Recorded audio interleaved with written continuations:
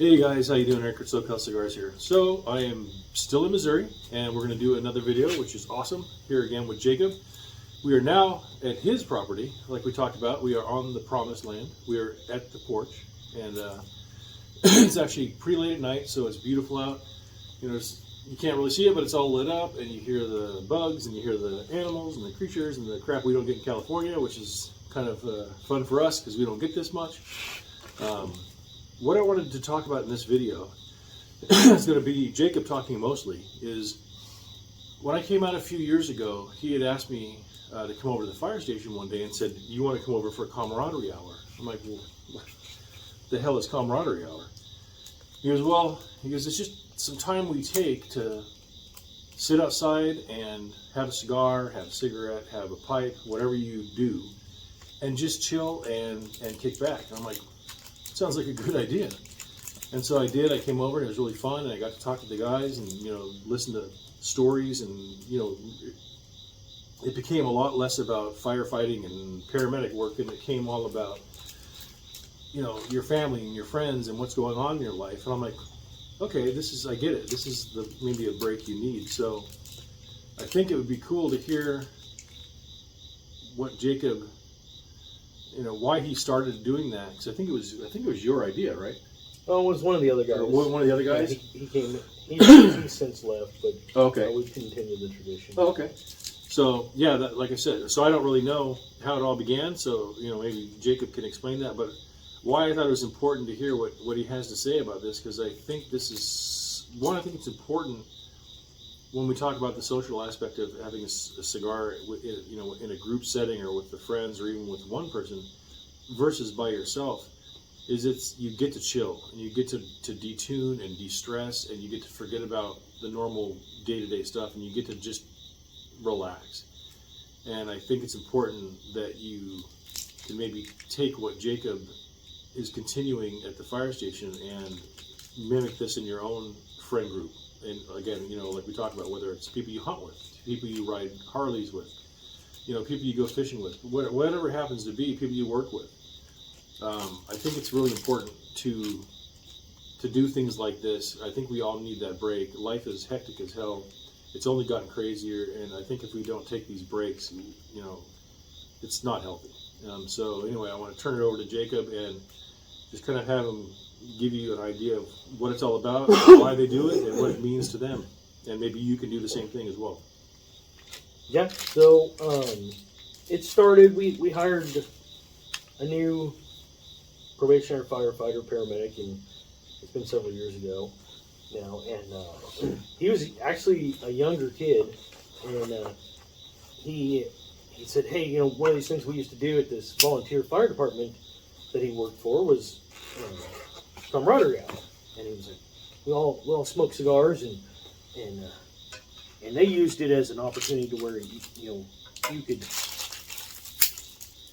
just air any of your grievances, so to speak, with you know, if you had a boss or a captain or something like that. It was kind of a free for all to get it out on the table if you had to. Permission to speak freely. Yes, and so you. Thanks. And so you said, basically, the rules are we get out here, we smoke some cigars, and you really, you weren't supposed to talk about work. Yeah, it's not work related at all. You don't talk about work. You don't talk about anything inside the firehouse, you know. But it was a chance to get out there and just bitch or talk about things that are bothering you, or just hang out and get away from everything that was happening inside the firehouse. And so, hold on here. Well, it seems to me that there's probably a couple benefits to that too. I could see that, you know, part of it, when you work together, that doesn't mean you always get to know each other, other than maybe work related. And I can tell you, at least from my experience, the time I went over there to that, I got to talk to some of his coworkers. And I mean, I won't talk about it on camera because some of it's personal stuff, but I got to hear some stuff that's going on in people's lives, some struggles they're having. We got to offer advice, and we got to bounce things off each other, and it really became, even in that short hour that I was over there, I learned a lot about a lot of people, and it was a really cool experience. And I can tell that that even the talking that we did, especially with the one gentleman, I think you know what I'm talking about with Yep. his situation and his Yep. family. I think it was good for him to even maybe just talk to a stranger that he could just tell the story to again, because sometimes you just need to talk to get things off your chest, and I think it gave him that chance to do that. So I thought it was cool, you know, and that's probably maybe something you guys get out of it. Yeah, so You learn more about each other. right, and that's the whole idea behind, you know, when you say camaraderie hour, you know, part of being in the first responder lifestyle, because you know anybody that's in the lifestyle will tell you it's not a career, it's not a job, it's a lifestyle. Yeah. And so that's what we call it, is that team mentality, the camaraderie, and you know building that together. Because you know if I'm going in on the hose line, going through a front door on a fire, you know I can't have any doubt. Yeah. And I need to know that you're going to be there. And the only way you're really going to ever do that is to get your guard down, Right. and just, in some respect, be vulnerable amongst each other and show vulnerabilities and things. Yeah. And so, you know, we tried the camaraderie hour, and the guy eventually he moved on. Yeah. And but you know, it kind of stuck, and so we kind of evolved it. It's not as much of a bitch fest anymore as it is like you described it, where we just sit out there and we get away from anything and everything. And so you know, you bring whatever it is you want. Some of the guys don't even smoke; they just hang out and have a drink or whatever with us. Those are coyotes. Okay. So You probably can't hear it in the video, but there's coyotes yelling so loud. My daughter and his daughter are out right in front of us riding a quad around the property, and I heard some screaming, and I'm like making sure it's coyotes and not our kids yelling. So yeah, it's the coyotes. yep, I'm surprised they haven't come back over here yeah, yet. they're down there. I can hear them. Yeah. So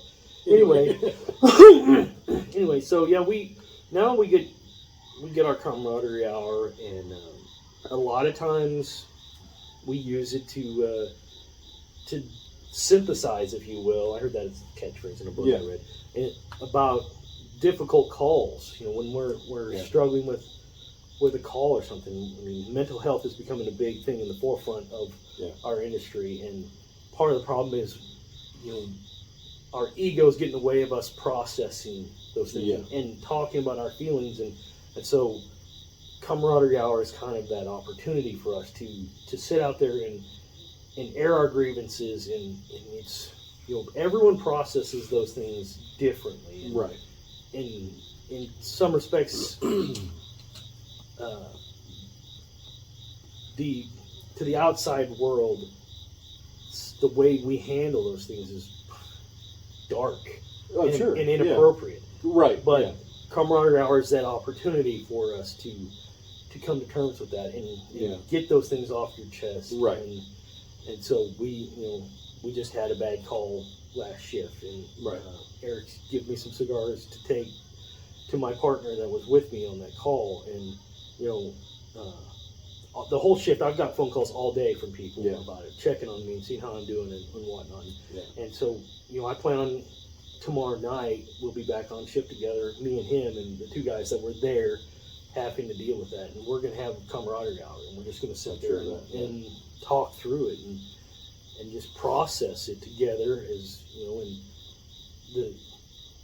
you don't have to have the cigars, but that's what we do. And it's just an opportunity to connect and relax. Yeah.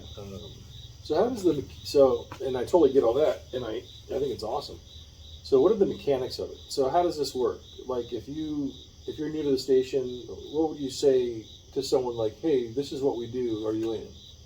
Well, so yeah, we you know, it just kind of casually comes up typically if we're going to do it. Someone's like, hey, how do you feel about camaraderie? I brought some stogies in or something. And we're like, yeah, right. You know, and so then, you know, we'll turn to the new person and say, hey, so we're going to have camaraderie tonight. You in? You want to? And so we'll explain to them that, you know, we usually go out on the patio and we'll all light up some smokes and have cigar, and, you know, we'll just kind of chill. We relax and tell jokes and talk about, like you said, I can share the story that Eric talked about because I'm good friends with the guy. But his daughter had recently been diagnosed with cancer, and that's obviously a devastating blow that anybody has to face with. And on top of that, obviously, then you have, it's a very rare cancer, and the medications are experimental, so the cost of this is just really expensive, ridiculously expensive. And he has no problems sharing a story because it's just how we handle things. We can't, it's therapeutic to share it. We can't keep it bottled up, and so that's why he he lets that guard down and he tells that story when we're out there, and it gives you an opportunity to just like, hey, how is your daughter, or what's going on in your life. And I gotta say, if it's within your wheelhouse, send this guy and his daughter some prayers, because it sounds like she's doing pretty good, but we want to see her continue to be doing good. So if that's your gig, maybe send a few prayers their way that she continues to do well in this medication and continues to heal. I think that'd be awesome. Yeah, very nice. He's a very nice guy, and it's a bad spot to be in. So Comradery Hour is just, and it's evolved into now we're real good friends with the local police officers in our town, and those guys need support in our current climate. Yeah. So the police officers come over and hang out with us on Comradery Hour as well. Oh, that's awesome. And so, we have Comradery Hour with the police officers now, and it's just evolving into a great atmosphere. It's a lot of fun, and I really think it helps the shift kind of gel. I'm sure. And does it? You guys try to do it like weekly or daily, or is it just when things get tough you tend to do it more, or is it just organic? It just happens when it happens, or do you try to set a schedule? I'm just trying to think if people want to set this up. Is there any guideline to it? I would say that we don't have any schedule. It's probably more organic. I mean, obviously, if there's if there's a bad call, then you can pretty much expect a Comradery Hour coming. But when the weather's nice, then Comradery Hour gets a whole lot more frequent. We're getting ready to be in heavy Comradery Hour season. This is perfect weather here. Beautiful out. It's this is better than California weather, by the way, so you know. I left 106 degrees, and now I'm sitting out here in shorts in the beautiful, cool air. That's awesome. It's probably like 65. Yeah, 65. Humidity is not even that high. It's pretty perfect. Yeah, the weather is a big factor. If it's too hot, you're sitting out there in the bugs and stuff, and we have to have a pretty good reason to do it. But it gets pretty fluid. There isn't any rhyme or reason.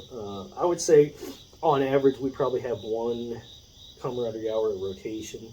And so you're probably gonna say that, and it doesn't always.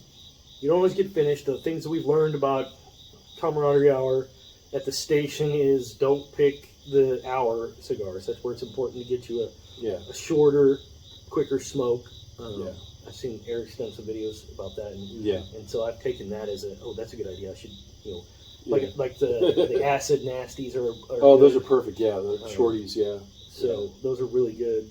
Or I haven't smoked any stubs, but I would get some stubs or something like that. Just something that you can do in 30, 45 minutes versus an hour. Or even the cigarillos too, if you want to go 15 minutes. Even the I love the Deadwoods, like the Sweet Jane, the smaller. The smaller ones. And those are. Yeah, remember that because again, like we've talked about, it's a commitment. So again, at the fire station, picking an hour and a half long cigar is probably not the best idea. So shorter the better, because then in the middle of Comradery Hour, you could easily get a call and you're going to drop and go. So and then you're probably not going to get back to it. So you don't want to have a really, really high end cigar. We like the factory reject ones. It's like the daily smoke cigars. The ones Isla del Sols are good if you can get through them. This one. But like I said, Well, yeah, those factory smokes are factory good. smokes. The fumus, like we talked about, where you're getting like the last video I did. I think that was my buddy had sent me those sticks to try. That were he was in the I think $3 range, and you buy like a box of 20 or 25. Those are perfect because yeah, you're probably gonna want to get back down to like a daily smoke. You're not gonna pick a Davidoff or an Opus X for something like this, you know. Yeah, but like I said, it's just something that kind of stuck with us, and it works for us. And if nothing else, it's just a good reason to get together with like-minded people and just not have to impress anybody. You don't have to put on any facades, or nobody cares how you're dressed or what you drove there, your status is, your status, or how much you make, or anything like that. Just sit down and just get to be you. I found a lot of things like that, like cigars. I call some things like the great equalizers. When it comes to cigars, you really just need to be a cigar smoker. It doesn't matter if you're a lawyer or if you're doing anything else. It doesn't make a difference. If you're into cigars, you're into them.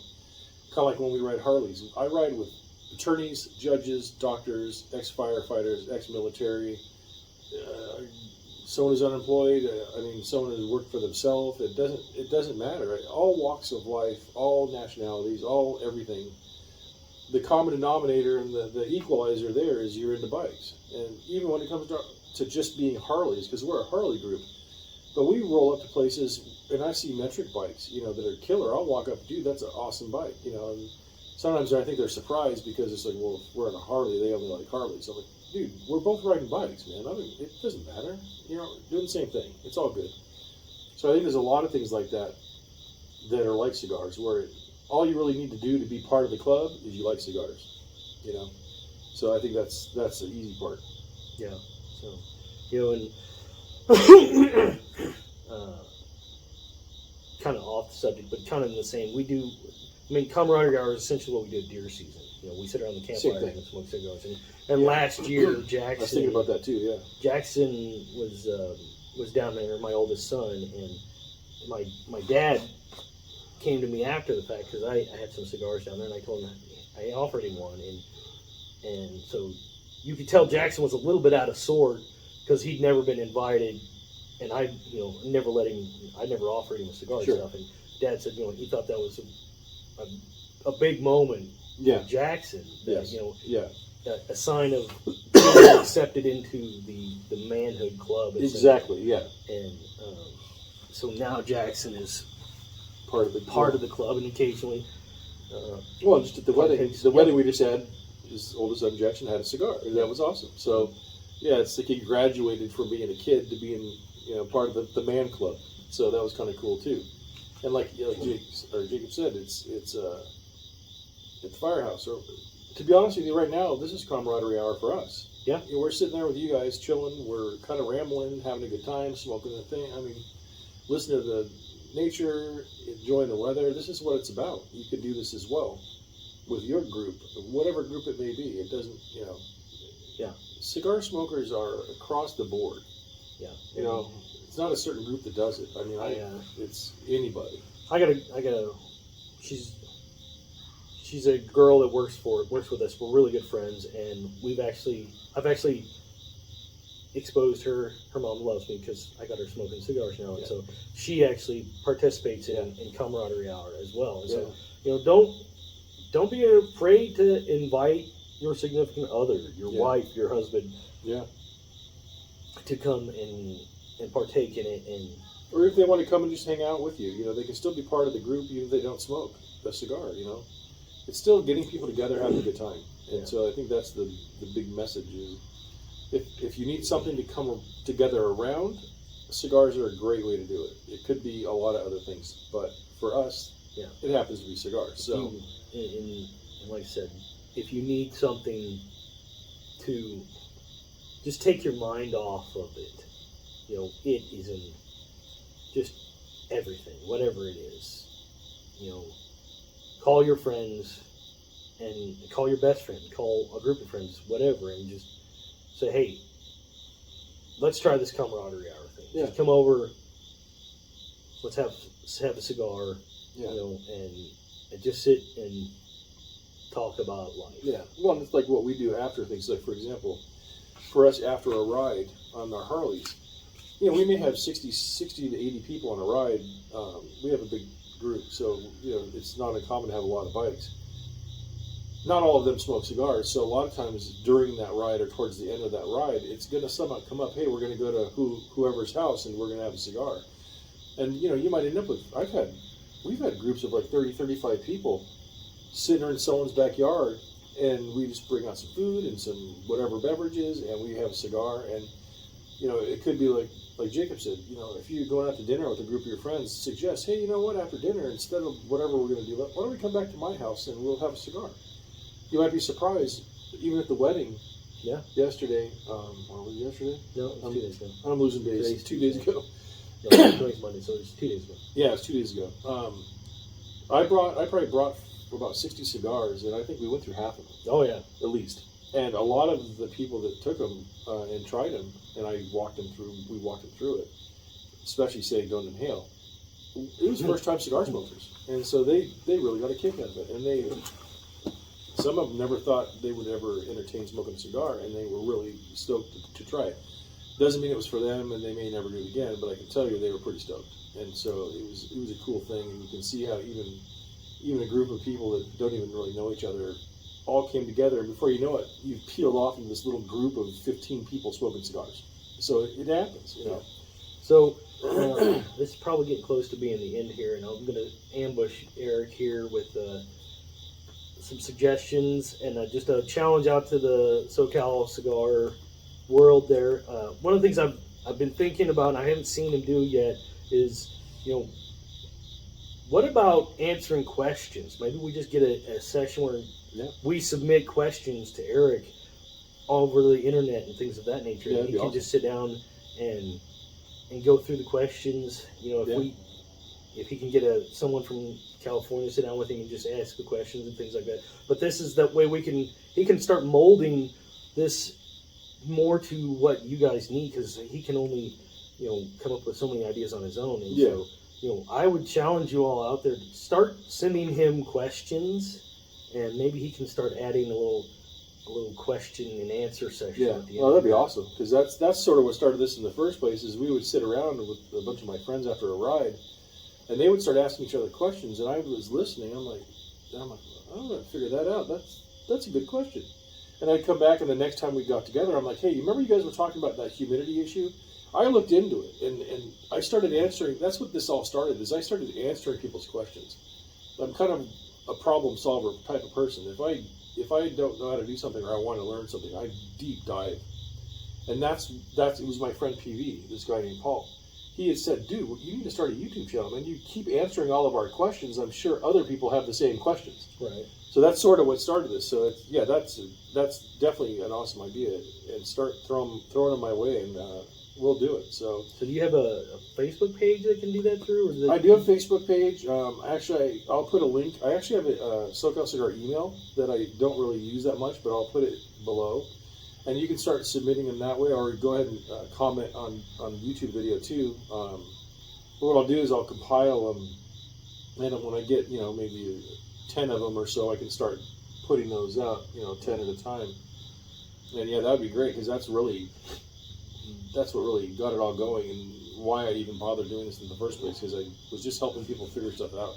And so if you've got questions, man, I'm down to dig into it and figure it out for you, or at least try.